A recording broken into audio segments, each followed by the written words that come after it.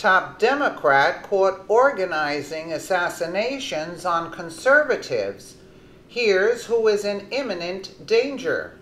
Last week, Republican congressmen were targeted for assassination after deranged anti-Trump nutcase James T. Hodgkinson opened fire on Congress's ball team practice at Washington's Suburb Field, as liberals around the nation continue to celebrate following what they view as a, quote, victory for their side.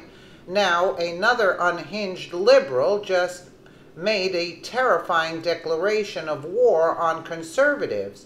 But who is behind this latest call for bloodshed is absolutely shocking, because it's a prominent member of the Democratic Party.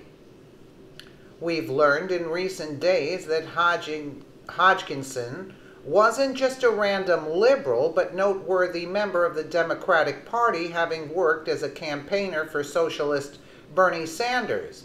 But now things are taking a startling turn for the worse. Following in Hodgkinson's footsteps, we now have a Democratic strategist by the name of James Devine calling for bloodshed after the vile thing he told anti-Trumpers around the nation to rise up and do immediately after learning that Congressman Steve Scalise was clinging to life at a local hospital after being nearly assassinated. Devine gave this chilling directive for liberals to hunt Republicans across the country. We are at war with selfish, foolish, and narcissistic rich people, wrote James Devine on Twitter. Why is it a shock when things turn violent? Hashtag hunt Republican congressman. James Devine's tweet on June 14, 2017.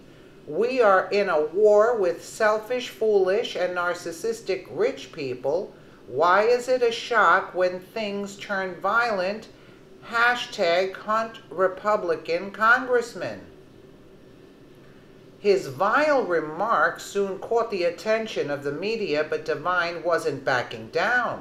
He told WKXW-FM Thursday that he wasn't apologizing for his literal war on Republicans, while calling anyone who didn't agree with him terroristic orders offended snowflakes. It is insensitive and I don't care. You want me to be politically correct? I don't have time for that anymore, James Devine told WKXW-FM Thursday. I'm not apologizing if it offended snowflake Republicans.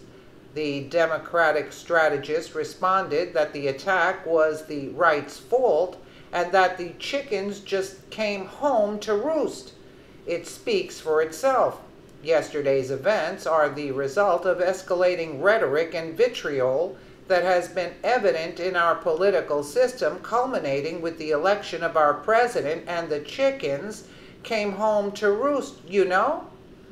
He went on to say, I am sorry if my hashtag hunt Republican congressman hashtag hurt the feelings of any GOP snowflakes, but you have not engaged in civil discourse, Devine said on Twitter following the backlash.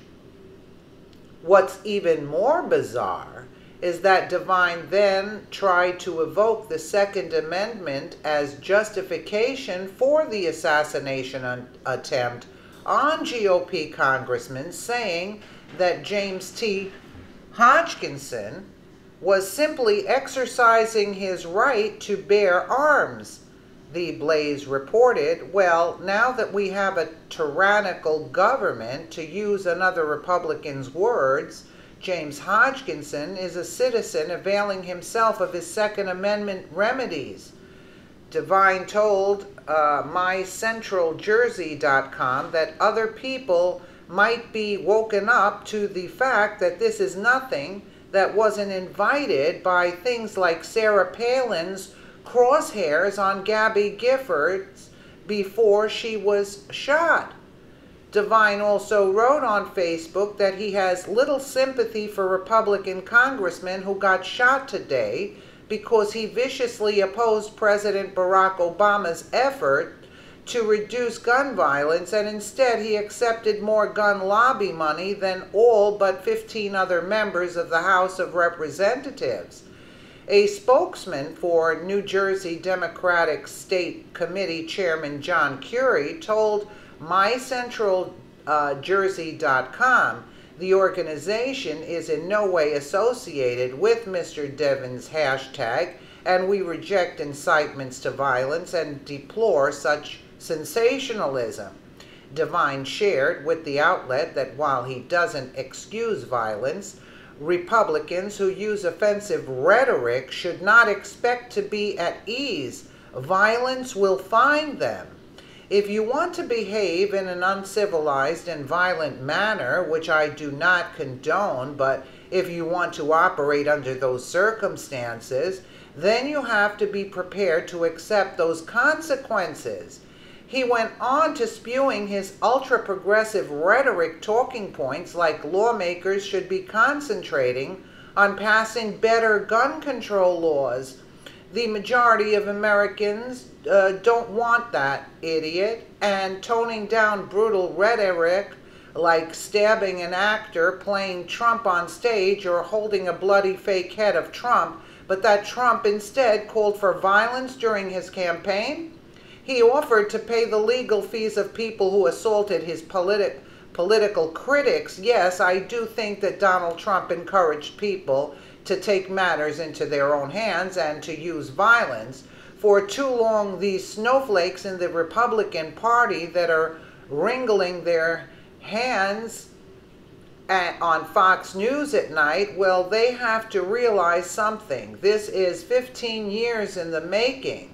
It's time we wake up and realize that Muslim terrorists could soon be the very least of our concerns. Prominent members of the Democratic Party are now inciting terrorism in our own country while using the First Amendment to shield them from any type of punishment. We must stop letting these domestic terrorists inspire violence and murder while hiding behind the Constitution, as their continued calls for violence and bloodshed in our streets are being taken literally by these anti-Trumpers across America. Is this disgraceful? He's blaming the right for what the left is doing. This is disgraceful. This is disgraceful. He should be arrested immediately and put in a psych ward, actually. That's what he should be. It's unbelievable. Let us know what you think in the comments below, and thank you so much for watching.